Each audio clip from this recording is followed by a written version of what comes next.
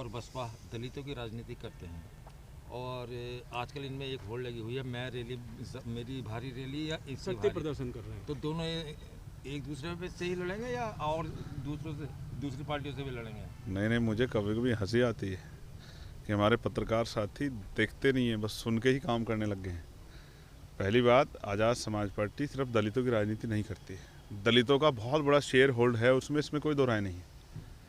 लेकिन आप अगर रैली में गए होते मुजफ्फरनगर तो आपको पता लगता कि उसमें जाट किसान भी कितना था, गुजर समाज के लोग कितने, पाल प्रजापति कश्यप सैन समाज के कितने लोग थे, विश्वकर्मा समाज के कितने लोग थे। आप वहाँ क्यों जाते हो? बिजनौर से जो लोग गए हैं उन्हीं से आप पूछ लो कि महिलाओं की संख्या कितने बड़े पैमाने पे थी। और ऐसी रैली मुजफ्फरनगर के इतिहास में नहीं हुई है। जब लोग वापस लौट रहे तब बिजनौर के लोग जा रहे थे। बिजनौर से अकेले बिजनौर जिले से 20,000 लोग गए थे, 14 जिलों के लोग आए थे। आप समझो कितनी बड़ी रैली थी। तो वो उनको बधाई अगर वो 6 तारीख को रैली कर रहे हैं, लेकिन हम तो अपना काम कर रहे हैं। मुसलमान कितने बड़े पैमाने पे थे?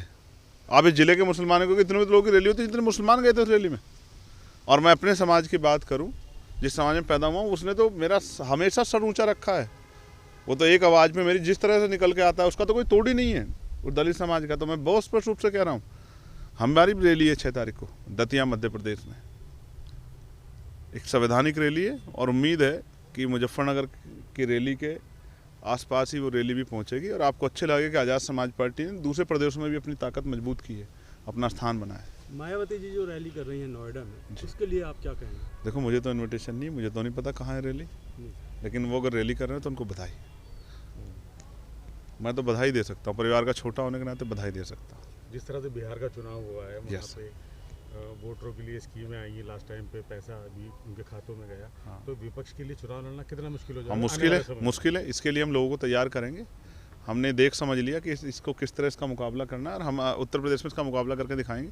हम SIR का मुकाबला करेंगे और हम ये जो सरकार की स्कीमें जो चुनाव के समय आएगी, 4 साल 9 महीने इनका तेल निकालने का खून चूसेगी सरकार और 3 महीने की स्कीम चला के इनके वोट को प्रभावित करेगी। इसका इंतजाम हम लोग करके चलेंगे। हम बिहार नहीं बनने देंगे उत्तर प्रदेश। क्या रोड मैप क्या है आपका इस तरह जो आप करने को कह रहे हैं कि हम ये करेंगे? इलेक्शन कमीशन की भूमिका जिस तरह के संदिग्ध है, तो आप लोग कैसे उसको कि जब एम्पायर ही मान लीजिए नहीं तो हमारा संगठन बड़ा है। हमारी बात, अब मैं जो बात यहाँ कह रहा हूँ वो 1 घंटे में पूरे जिले में घर घर तक पहुँचेगी हमारे कार्यकर्ता द्वारा।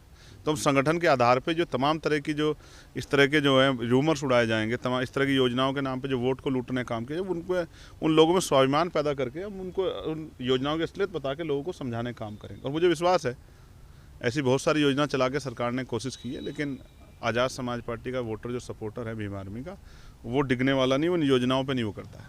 वो बाबा साहब की वोट की वैल्यू समझता है। विपक्ष एकजुट नहीं होता, एक विपक्ष है ही कहाँ है विपक्ष? आप बताओ कौन से विपक्ष की बात कर रहे हैं आप? इंडिया अलायंस की बात तो नहीं कर रहे हैं। वही जो मध्य प्रदेश में एक दूसरे के सामने लड़ रहा था, वही जो हरियाणा में एक दूसरे के सामने लड़ रहा था, वही जो दिल्ली में एक दूसरे को हरा रहा था, उसी की बात कर रहे हैं क्या? या वही जो बिहार में 11 सीटों पर एक दूसरे के खिलाफ लड़ रहा था? कौन से विपक्ष की बात कर रहे हैं? यहाँ विपक्ष अगर कोई उत्तर प्रदेश में है तो आज़ाद समाज पार्टी का श्रीराम है। इसका एक एहसास अभी 3 मंडलों की टीम पश्चिम में कराया, अभी आप देखना कि पूर्वांचल में भी कराएंगे और आने वाले समय में पूरे उत्तर प्रदेश में कराएंगे। विपक्ष जो है वो संघर्ष से पैदा होता है। संघर्ष कौन कर रहा है? किसके अंदर हिम्मत है तबलीगी जमात की आवाज़ उठाने की? किसके अंदर हिम्मत है जो बुलडोजर चल रहा है मदरसों पे, मस्जिदों पे, खानकाहों पे, जो धार्मिक आस्थाओं को कुचला जा रहा है? किसके ऊपर हिम्मत है कि जाति धर्म की राजनीति अलग उठ के ईमानदारी से सच्चाई की आवाज़ उठा दे? कौन है जो तमाम तरह की चीज़ों पे जो जुल्म हो रहा है उसके खिलाफ लड़ने का काम कर रहा है? वो आज़ाद समाज पार्टी तो है। कि नौजवानों के लिए कौन लड़ रहा है? किसानों के लिए 16 महीने कौन था आंदोलन में? पहलवान बेटियों के सम्मान के लिए कौन लड़ रहा था? NRC में कौन खड़ा था? कहाँ है विपक्ष? विपक्ष तो कहता है डरो और वोट दे दो हमें, और फिर वोट लेके फिर वही होता है जो हो रहा है हिमाचल में। हिमाचल उदाहरण है सीख के लिए कि विपक्ष क्या होता है और पक्ष क्या होता है। बाकी आज़ाद समाज पार्टी अपना काम कर रही है। धन्यवाद।